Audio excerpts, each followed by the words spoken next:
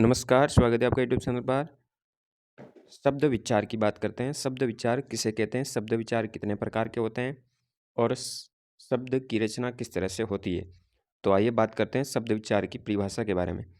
दो या दो से अधिक वर्णों से शब्द का निर्माण होता है जिसका कोई न कोई अर्थ अवश्य होता है। वर्णों से शब्दों का निर्माण होता है और वर्ण भाषा की सबसे छोटी इकाई होती है जिसके टुकड़े संभव नहीं है। दूसरे शब्दों में हम कह सकते हैं ध्वनियों के मेल से बने सार्थक वर्ण समुदाय को शब्द कहते हैं। वर्णों या ध्वनियों के सार्थक मेल से ही शब्द का निर्माण होता है जिसको शब्द कहते हैं। जैसे उदाहरण के तौर पे संतरा, कबूतर, टेलीफोन, गाय, घर, हिमालय, रोटी इत्यादि।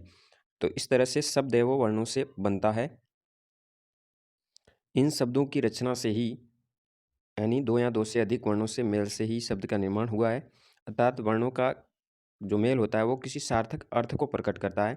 जैसे हम देखते हैं घर, घर में दो वर्णों का मेल है जिसका अर्थ होता है मकान जिसमें लोग रहते हैं, यानी इसके दो अर्थ निकल रहे हैं। हर हालत में शब्द है वो सार्थक होता ही है। साथ ही व्याकरण में निर्थक शब्दों के लिए कोई स्थान नहीं होता है, इसलिए शब्दों का कोई सार्थक अर्थ होता है। तो वर्णों के मेल से शब्द का निर्माण होता है। बात करते हैं शब्दों की रचना की, तो शब्दों की रचना है ध्वनि और अर्थ के मेल से होती है।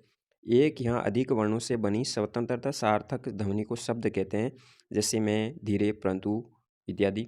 अतः शब्द मूलतः ध्वन्यात्मक होंगे और वर्णात्मक भी, किंतु व्याकरण में ध्वन्यात्मक शब्दों की अपेक्षा वर्णात्मक शब्दों का अधिक महत्व होता है। वर्णात्मक शब्दों में उन्हीं शब्दों का महत्व है जो सार्थक है, जिनका अर्थ स्पष्ट और सुनिश्चित है। व्याकरण में निर्तक शब्दों पर विचार बिल्कुल नहीं होता है, यानी इसका कोई स्थान नहीं होता है। बात करते हैं शब्दों के भेद की, तो शब्दों का भेद है अर्थ के आधार पर, प्रयोग के आधार पर, उत्पत्ति के आधार पर और व्युत्पत्ति की दृष्टि से अलग अलग भेद दिए गए हैं, जिसको हम आपको प्रत्येक समझाएंगे। सबसे पहले बात करते हैं अर्थ की दृष्टि से शब्द भेद। अर्थ की दृष्टि से शब्द दो प्रकार के होते हैं, सार्थक और निरर्थक। सबसे पहले बात करते हैं सार्थक शब्द की। जिस वर्ण समूह का स्पष्ट रूप से कोई अर्थ निकलता है तो उसे हम सार्थक शब्द कहते हैं, जैसे कमल, खटमल, रोटी, सेब इत्यादि। यानी जिसका कोई अर्थ निकलता है वो सार्थक। और जिस वर्ण समूह का कोई अर्थ न निकले उसे निरर्थक शब्द कहते हैं, जैसे राटी, वीठा, ची, वाना, वोती इत्यादि। तो इस तरह से निरर्थक शब्द और सार्थक शब्द ये अर्थ की दृष्टि से दो प्रकार के होते हैं। अगला प्रकार की तरफ बढ़ते हैं। दूसरी बात करते हैं प्रयोग की दृष्टि से शब्द भेदों की। तो शब्दों के सार्थक मेल से वाक्यों की रचना होती है। शब्दों से ही वाक्य का निर्माण होता है और वाक्यों के मेल से ही भाषा बनती है। शब्द भाषा की प्राणवायु होती है। वाक्यों में शब्दों का प्रयोग किस रूप में किया जाता है, इस आधार पर हम शब्दों को दो वर्गों में बांट सकते हैं। एक होते हैं विकारी शब्द और दूसरा होता है अविकारी शब्द। पहले प्रकार विकारी शब्द की बात करते हैं।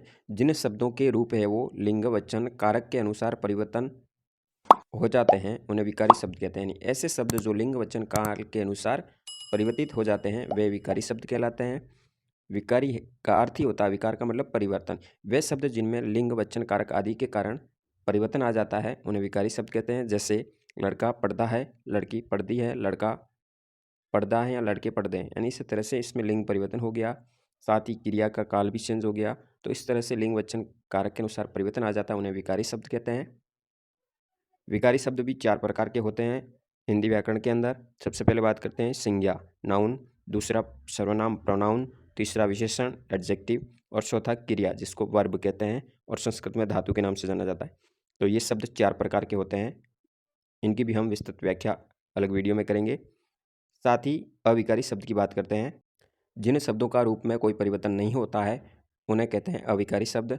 दूसरे शब्दों में हम कह सकते हैं अपधन विकारी, यानी जिसमें परिवर्तन ना हो। ऐसे शब्द जिनमें लिंग, वचन, कारक के अनुसार कोई परिवर्तन संभव नहीं है वे अविकारी शब्द कहलाते हैं, जैसे परंतु, तथा, यदि, धीरे धीरे, अधिक आदि। तो ये होते हैं अविकारी शब्द। अविकारी शब्द भी चार प्रकार के होते हैं। सबसे पहले बात करते हैं क्रिया विशेषण जिसको करते हैं एडवर्ब अंग्रेजी में। दूसरा होता है संबंध बोधक, प्रीपोजिशन अंग्रेजी में आप पढ़ते हैं। तीसरा होता है समुच्चय बोधक, अंग्रेजी में कंजक्शन के नाम से जाना जाता है। और चौथा होता है विस्मयादि बोधक जिसको बोलते हैं इंटरजेक्शन। तो इस तरह से ये भी चार प्रकार के होते हैं शब्द। और विकारी शब्द भी चार प्रकार के, अविकारी चार प्रकार होते हैं। तीसरा प्रकार हम शब्द भेद क्या करते हैं उत्पत्ति के आधार पर। तो उत्पत्ति के आधार पर शब्द भेद है वो भी चार प्रकार के होते हैं। पहला तत्सम शब्द, दूसरा तद्भव शब्द, तीसरा देश शब्द और चौथा विदेशी शब्द। ये भी चार तरह के होते हैं उत्पत्ति के आधार पर। प्रथम प्रकार बात करते हैं तत्सम शब्द। संस्कृत भाषा के वे शब्द जो हिंदी में अपने वास्तविक रूप में ही प्रयुक्त होते हैं। तत् धन सम का मतलब होता है तत् यानी जैसे ही, सम यानी समान, यानी जो संस्कृत में समान शब्द सीधे हिंदी में प्रयोग होने लगे, यानी तत् का मतलब उसके और सम का मतलब होता है समान, यानी सीधे, यानी वे शब्द जो संस्कृत भाषा से हिंदी भाषा में बिना किसी बदलाव के मूल रूप से आगे, उन्हें तत्सम शब्द कहते हैं। सरल शब्दों में हम ये भी कह सकते हैं कि हिंदी में संस्कृत के मूल शब्दों को ही तत्सम कहते हैं, जैसे कवि, माता, विद्या, नदी, फल, पुष्प, पुस्तक, पृथ्वी, क्षेत्र, कार्य, मृत्यु, यानी ये संस्कृत के सीधे शब्द हिंदी में प्रयोग होते हैं। कई सारे उदाहरण हैं ऐसे शब्दों के। दूसरा प्रकार की बात करें तद्भव शब्द, ऐसे शब्द जो संस्कृत और प्राकृत से विकृत होकर हिंदी में आए, यानी उसका थोड़ा अर्थ में बदलाव हुआ, यानी संस्कृत भाषा के ऐसे शब्द जो बिगड़कर अपने रूप में बदलकर हिंदी में मिल गए, उन्हें तद्भव शब्द कहते हैं। तद् का मतलब होता है उसके और भव का मतलब होना, यानी जो शब्द संस्कृत भाषा में थोड़े बदलाव के साथ हिंदी में आए वे तद्भव शब्द कहलाते हैं। तीसरे प्रकार की बात करें देश शब्द, देश प्लस ज अर्थात देश में जन्मा, जो शब्द देश के विभिन्न प्रदेशों में प्रचलित आम बोलचाल की भाषा से हिंदी में आ गए वे देश शब्द कहलाते हैं।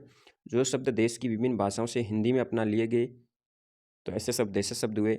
देश की बोलचाल में जो प्रयोग होते थे वही शब्द देशज हैं। जैसे बात करते हैं उदाहरण के तौर पर चिड़िया, कटरा, कटोरा, खिड़की, जूता, खिचड़ी, पगड़ी, लोटा, डिबिया, नहीं ऐसे शब्द हैं जो बोलचाल में प्रयोग करते थे और हिंदी भाषा में आ गए तो देशज शब्द हुए। चौथा प्रकार की बात करते हैं विदेशी शब्द, तो विदेशी भाषाओं से हिंदी भाषा में आए शब्दों को विदेशी शब्द कहते हैं। जो शब्द विदेशियों के संपर्क में आने पर विदेशी भाषा से सीधे हिंदी में आ गए, ऐसे शब्द विदेशी शब्द कहलाते हैं। विभिन्न भाषाओं से बहुत सारे शब्द आए, यहाँ पे अंग्रेजी की बात करें जाए hospital, doctor, book, radio, pen, pencil, station, car, school, computer, train, circus, truck, telephone, ticket, table आदि। इसी तरह फारसी से आराम, अफसोस, कई सारे।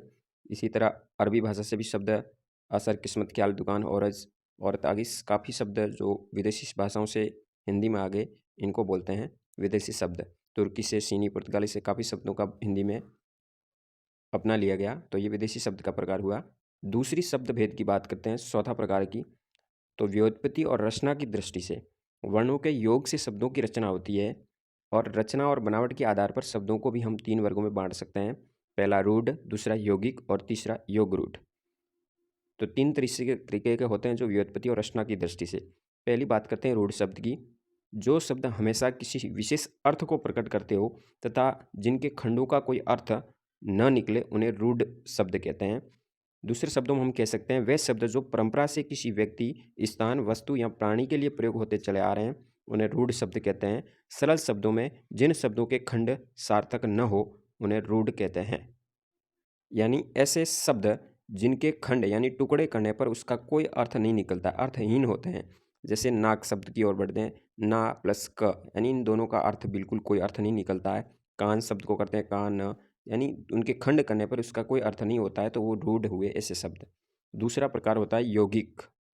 यौगिक जो शब्द है अन्य शब्दों के योग से बने हो जिनके प्रत्येक खंड का अर्थ होता है। यौगिक का मतलब होता है निर्माण। ऐसे शब्द जो 2 शब्दों के मेल से बनते हैं जिनके खंड होने पर सार्थक अर्थ निकलता है यौगिक कहलाते हैं। यौगिक यानी योग से बनने वाला, वह शब्द जो 2 या 2 से अधिक शब्दों के योग से बनते हैं उन्हें यौगिक शब्द कहते हैं।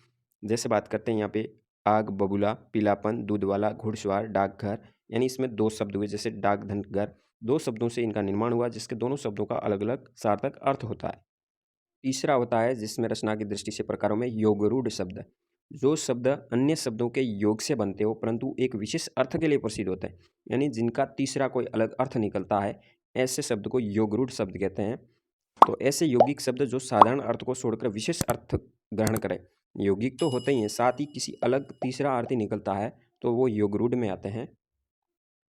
दूसरे शब्दों में कह सकते हैं योग धनरूढ़, यानी योग से बने जो परंपरा हो गए वे शब्द जो यौगिक तो होते हैं परंतु एक विशेष अर्थ को रूढ़ हो जाते हैं, तो योग रूढ़ कहलाते हैं। यौगिक शब्द जब अपने सामान्य अर्थ को छोड़ विशेष अर्थ बताने लगे तो वे योग रूढ़ कहलाते हैं। जैसे लंबोदर, पंकज, दशानन, जलाज। जैसे देखिए लंबोदर, लंब धन उदर, उदर का मतलब बड़े पेट वाला, यानी एक अर्थ निकल गया। लंबोदर किसको कहा जाता है? गणेश जी को। इसी तरह दशानन किसको कहा जाता है? रावण को। यानी ऐसे शब्द होते हैं जो योगरूढ़ शब्द कहलाते हैं, जो अलग अर्थ का निकालते हैं।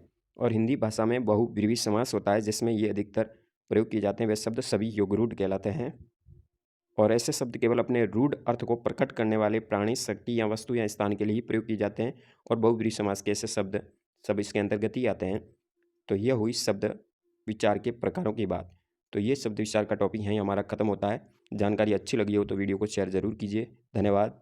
जय हिंद।